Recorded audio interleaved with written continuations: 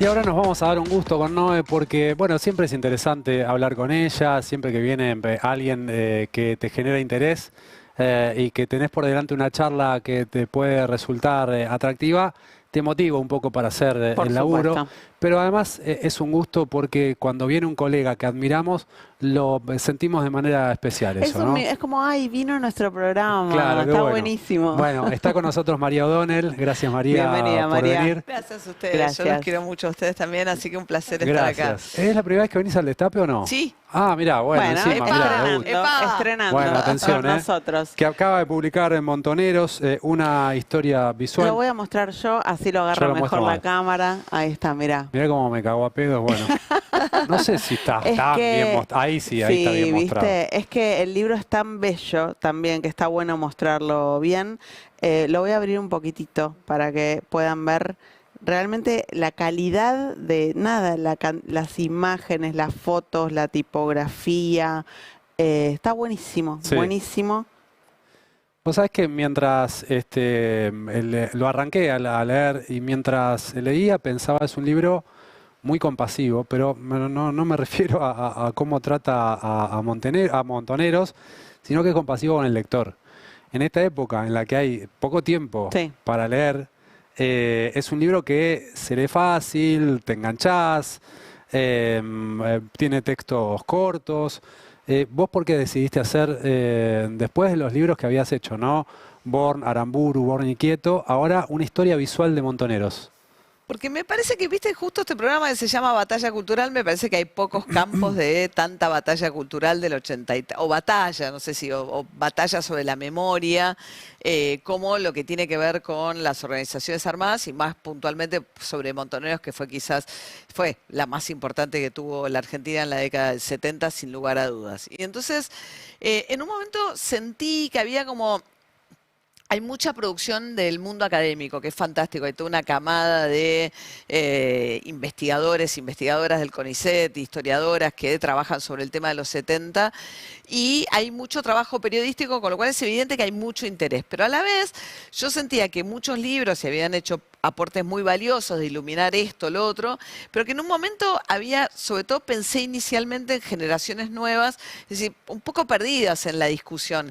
Y yo creo que para poder conversar sobre esto con cierta, sin intentar iluminar algo y oscurecer otro, había que darle perspectiva y que esta historia, fueron años tan intensos, fueron años además de mucha producción, de canciones, de pintadas, de presencia en la calle, de documentos, entonces dije, para mí esto tiene que ser una historia visual tratando de dar algo, el clima de época, como para reponerlo y bueno, y contarlo en su contexto, que eso me parece muy relevante. Me imagino que mientras hacías las investigaciones anteriores decías, ay, qué pena que no puedo poner este afiche, Sí. esta Claro. canción, ¿no? Bueno, es una colaboración con un gran diseñador argentino que vivía hace mucho en Barcelona, Rapa Carballo, que le había hecho un fanzine muy divertido, en clave un poco más de humor, que era Viernes Peronistas, que era cómo explicarle a los españoles el peronismo.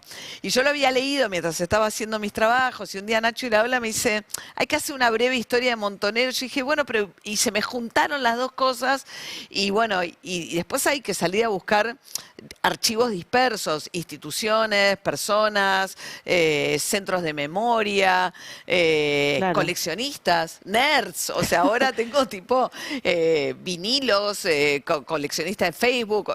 Es una memoria, como suele ocurrir con los archivos en la Argentina, muy dispersa Claro. también.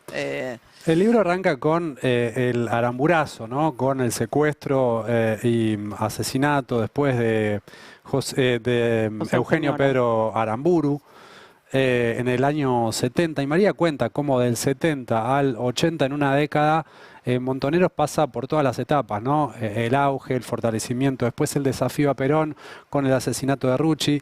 Pero me quería detener en este primer capítulo, el Aramburazo, porque para que tengan una idea de por qué esta es una historia visual, hay un afiche de Pindapoy. Esa operación se llamó la Operación Pindapoy. ¿Por qué Pindapoy?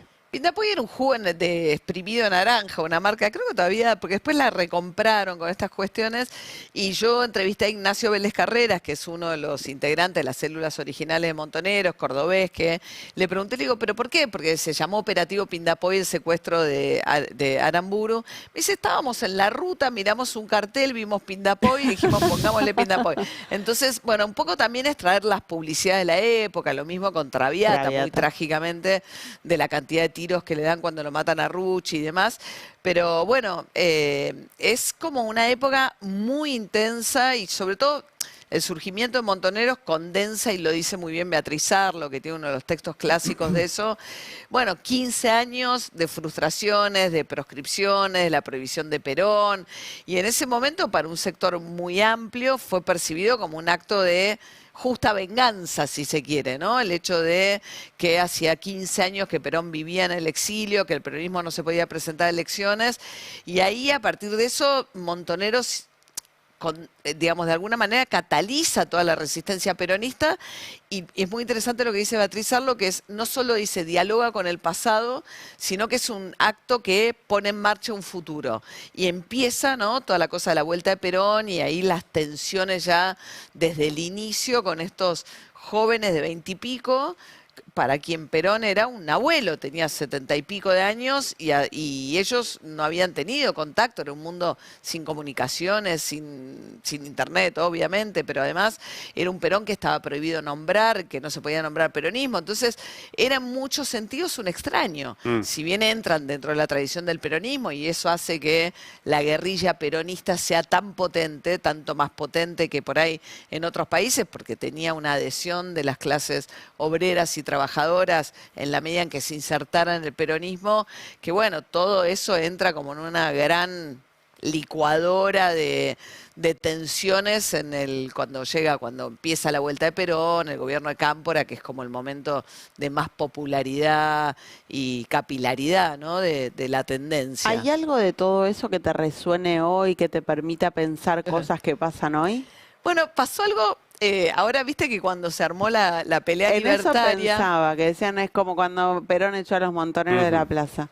No, decían, el que vi yo, por ahí hubo otros. El que vi yo era, Perón está en el exilio, más de vuelve, ya estaba Cámpora, ya estaba en el poder, y cuando vuelve lo van a esperar a Ezeiza las multitudes. Y ahí había las columnas más multitudinarias, eran de los movimientos juveniles y demás, pero se encuentran con que Perón había delegado la organización del acto, la derecha peronista, que los espera, digamos, armados para impedir que coparan el acto, y lo que se llamó la masacre de Ezeiza termina con 12 muertos. No eran todos integrantes montoneros, pero Montoneros sintió que la derecha peronista le había copado el acto. ¿En qué sentido? Ellos decían, nosotros somos los artífices de la vuelta de Perón. O sea, nosotros lo trajimos de vuelta, claro, y ahora ustedes nos quieren correr del palco. Y entonces, cuando vino toda la pelea libertaria, cuando la Fuerza del Cielo de Caputo dicen, los jóvenes lo hicimos presidente a Perón, somos nosotros, los tuiteros. Claro. Lo hicimos presidente nosotros. Y esa discusión donde es quién es el acreedor, quién es dueño de ese triunfo, quién se siente en condiciones de cobrar o de alguna manera recibir el reconocimiento de quien vuelve, en este caso que era Perón, o de quien llega a la presidencia. Entonces, Osinde, que era de la derecha peronista, que era el que genera la emboscada, y una foto muy famosa que está blandiendo un arma desde el palco. Y entonces los libertarios, tuiteros y qué sé yo, lo pusieron con un teclado, como con la idea de que se repetía Ezeiza en tiempo 2.0. Nada, son también exageraciones, pero yo pensé alrededor de eso que un poco quizás si uno tuviese que pensar en qué se parecía esa y esta discusión, es unos jóvenes más inorgánicos frente a algo más institucionalizado que dicen fuimos nosotros. O sea, y Milei tratando de hacer equilibrio, ¿no? Como Perón en ese momento. Claro. Sí, hace equilibrio.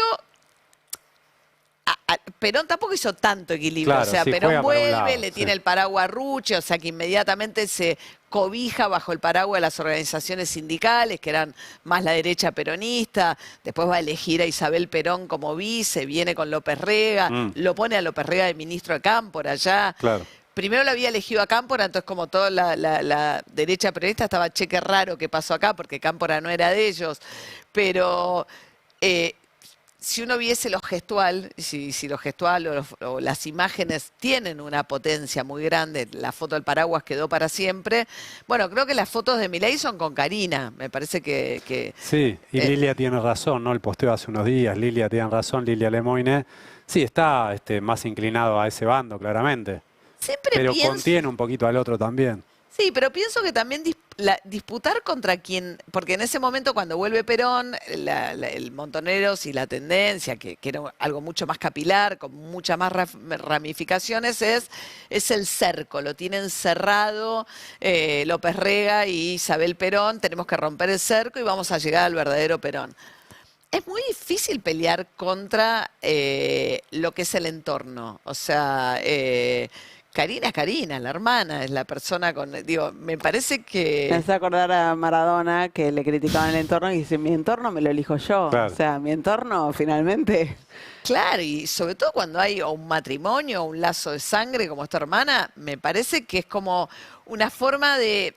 como lo que antecede a enojarte directamente con Milei. Como Claro. no te querés enojar directamente con Milei, lo tercerizás en Karina. Y me parece que un poco algo de eso hay ahora de vuelta. ¿En qué medida te incomoda o tenés presente la idea de que vos estás escribiendo este libro sobre Montoneros durante un gobierno negacionista? Si querés se puede poner algún adjetivo un poquito más light, pero un gobierno que abona la teoría de los dos demonios, Y más también, y más ¿no? también, por eso Sí. digo. Y vos escribís sobre Montoneros. ¿Te lo planteaste y a partir de eso tomaste decisiones? Un montón, a ver, me lo planteé un montón, incluso el epílogo habla un poco de eso, en el sentido de decir, bueno, este libro se está publicando cuando se cumple el 50 aniversario y nunca el discurso oficial estuvo tan cerca de, incluso el propio Milei, la justificación de la represión y del terrorismo de Estado y todo, bueno, eran palabras que eran muy similares a lo que hizo en su defensa Macera, uno de los genocidas, en el juicio a las juntas. Pero después yo siento que al revés, o sea que cuando uno ilumina un episodio, por ahí con la intencionalidad de decir, me lo están ocultando, no me contaron esto, no me contaron lo otro, a mí me parece que cuando uno cuenta en su contexto lo que pasó y sin necesidad de iluminar más fuerte uno que otro, en realidad estás mucho más fuerte para dar la discusión. Ok, sí, Esto Montoneros pasó, claro. empezó con este hecho, que era un hecho violento en un contexto de golpes militares, proscripción del peronismo. Después tuvo un momento muy masivo. Después tuvo un momento muy cercano al poder. Después volvió Perón, hubo un desencuentro gigantesco, arrancó la AAA, empieza todo un deslizamiento hacia la ilegalidad, la represión, una purga interna con la AAA, con el involucramiento de las Fuerzas Armadas. Empieza un momento muy violento en el 75 con los peores atentados de Montoneros, una progresiva militarización, la vuelta a la clandestinidad, ya no contra una dictadura ni un régimen proscriptivo, sino contra la democracia, cuando empiezan a pelear la disputa contra Isabel respecto a quiénes eran los verdaderos herederos de Perón. Y luego viene una masacre desde el propio Estado que ya en el 77 Videla decía, terminamos con la subversión.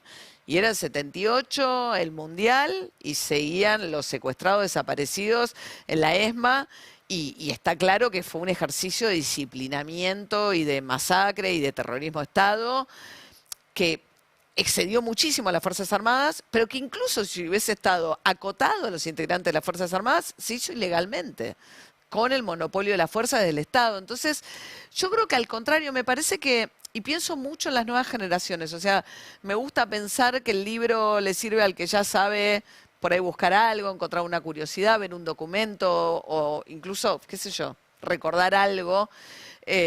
Pero pienso mucho en las nuevas generaciones, como decir, bueno, qué sé yo, ¿a dónde voy? ¿Cómo trato de entrar en esta discusión? Ujú. Y el contexto es clave. Para mí es como que si descontextualizamos las cosas, bueno, todo pierde perspectiva también. No digo que lo justifique, pero a ver, entender por qué en el 75, 76, para una parte importante de la población era un alivio que terminara la violencia, que había escalado muchísimo. bueno, también es importante entender por qué a comienzos de los 70, para una gran cantidad de jóvenes movilizados, la lucha armada era una opción legítima para tratar de cambiar las cosas. El Mayo francés, Cuba, digo, la Guerra Fría. Hay un clima de época que si vos no lo ponés en la conversación, digo, se pierde mucho la posibilidad de entender las cosas en su contexto, que es clave. Una y sí otras, digo, me parece que... Entonces, no, la verdad que no, al revés, me parece que... Al revés, siento que cuanto más tengamos una conversación informada, más sólida es nuestra construcción de lo que son los pilares fundantes de nuestro pacto democrático, que es el nunca más, de alguna manera, ¿no? De hecho, tiendo a pensar y recordaba conversaciones que has tenido con Ernesto Tenenbaum, las tuvieron al aire, así que lo puedo contar. Que es el prólogo de este libro. Claro, y Claro, Ernesto habla de y eso. Ernesto le decía a María, ¿por qué te obsesionaste con los 70, tu obsesión con los 70? Y yo tiendo a pensar que hay ahí una herida muy profunda que como sociedad nos sigue costando procesar. Y bueno, es información que viene también a ayudar a procesar eso. Sí, pienso también que con nuestra idea periodística, Ernesto, o sea, no es que yo entré a los 70 queriendo intervenir de una manera determinada a priori. Entonces me parece que nuestra manera de contarlo es como tipo, bueno, la necesidad de contarlo de una manera en la que, obvio que todos opinamos con lo que elegimos contar o no contar, pero decir, bueno, esto es lo más profundo que te puedo contar sobre lo que pasó.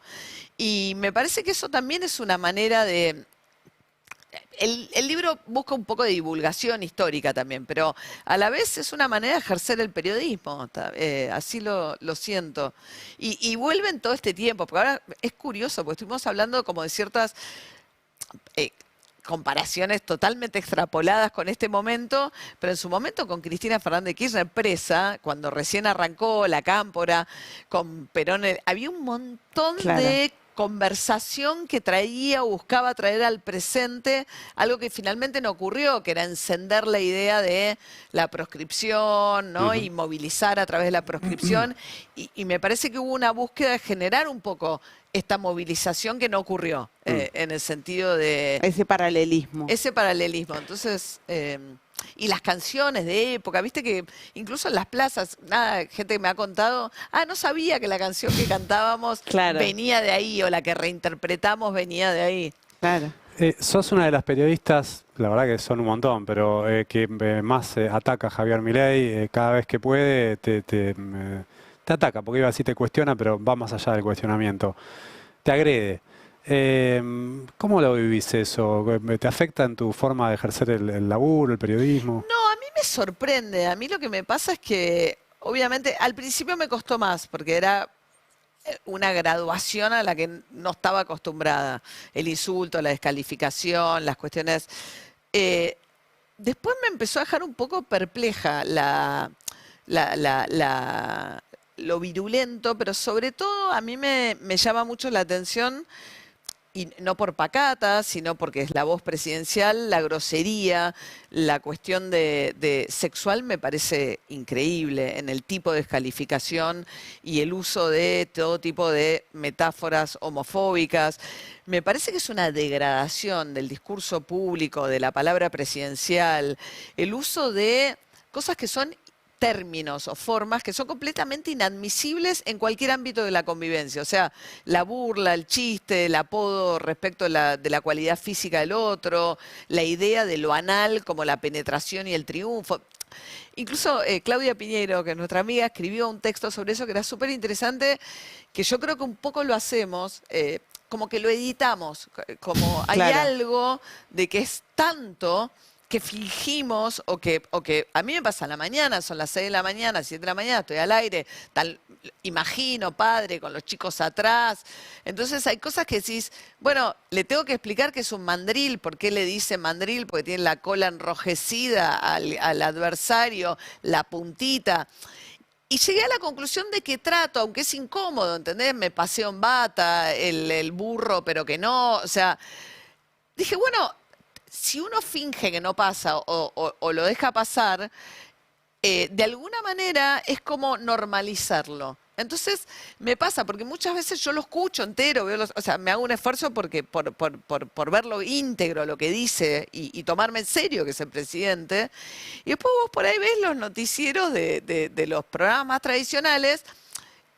Y no lo digo acusatoriamente ni mucho menos, pero me parece que uno tiende, o que tienden como con cierta inercia, como Sí, a... le haces el favor de editarlo, Lo de editan. suavizarlo. Claro, entonces el presidente estuvo durísimo. Insultó, en todo caso, decirlo Insultó, y sin decís, decir el no, insulto. dijo la puntita, ¿entendés? Claro. O sea, no insultó, hizo una cosa horrible.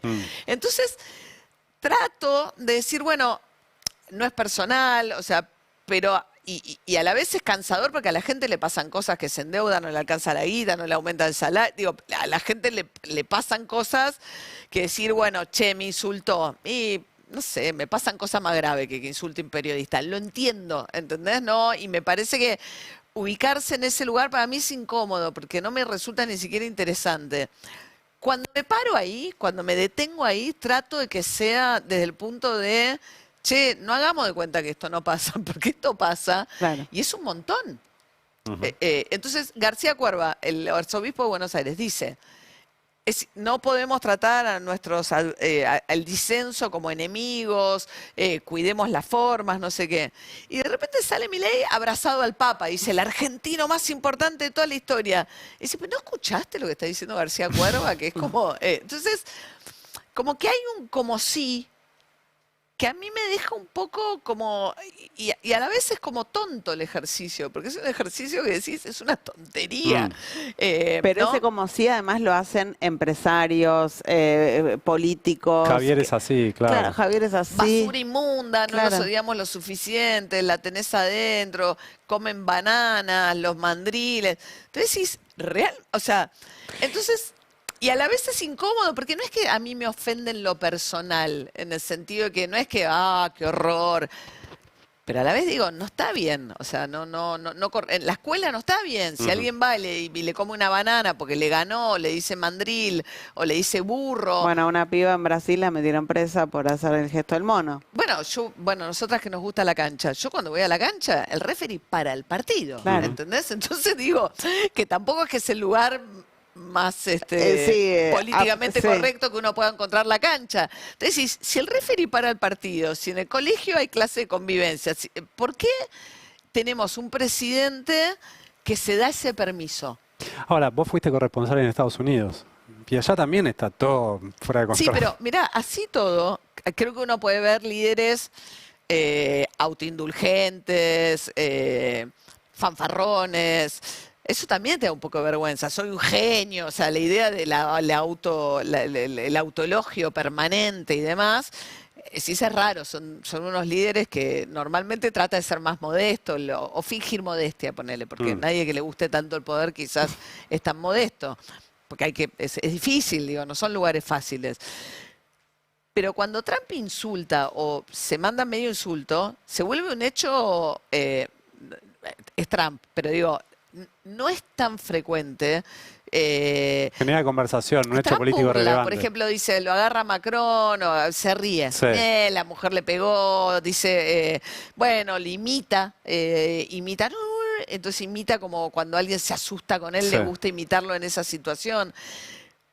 Pero aún con la medida de Trump, yo encuentro que lo de Milei es un poquito más De hecho, Trump borra el post cuando lo cuestionan por creerse Dios, borra el posteo. los monos, cuando pone los monos, Sí, o sea, de Obama, claro. de Obama, Milei acaba de poner de vuelta, o sea, los monos, o sea, un montón. A mí, digo, te pone en inteligencia artificial, Sí, cobrando claro. guita o qué sé yo, no sé qué.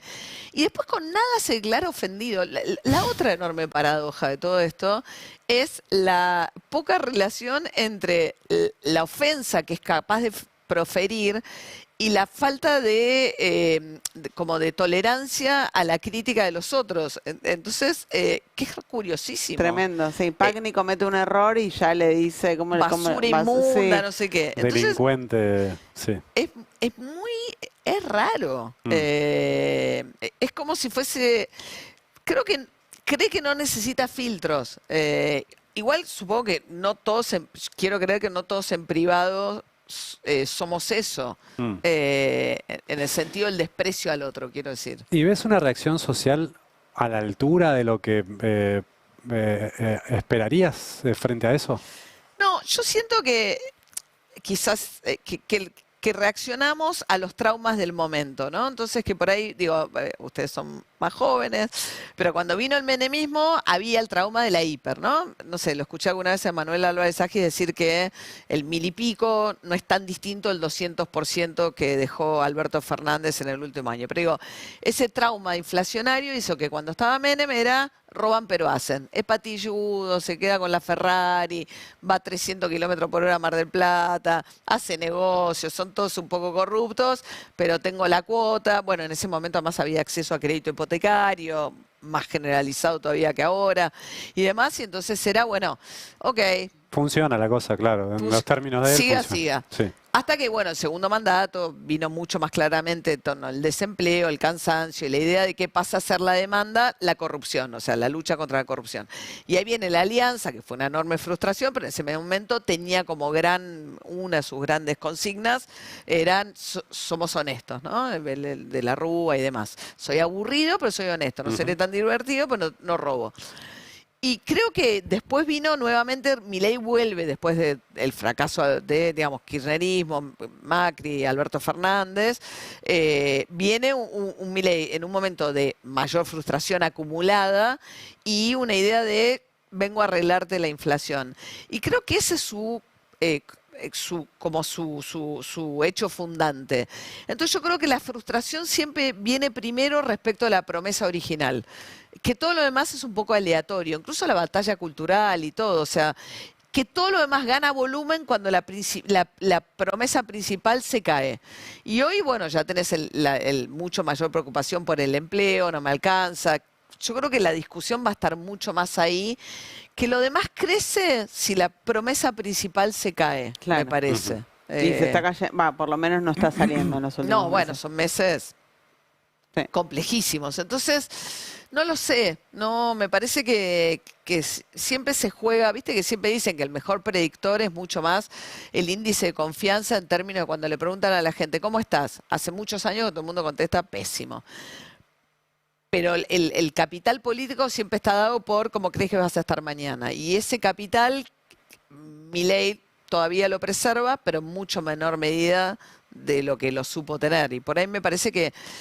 Y ahí me parece que se sube mucho más. Y a la vez, bueno, una reconfiguración de lo que es su alianza política y electoral, ¿no? Como comiéndose mucho más al electorado del PRO, no solamente ya con lo que fue su base original, que era mucho más mezclada, sino también los sectores medios y altos y empresarios de un sector que es a cambio de, digamos, que me parece que desde el antiperonismo también tienden a...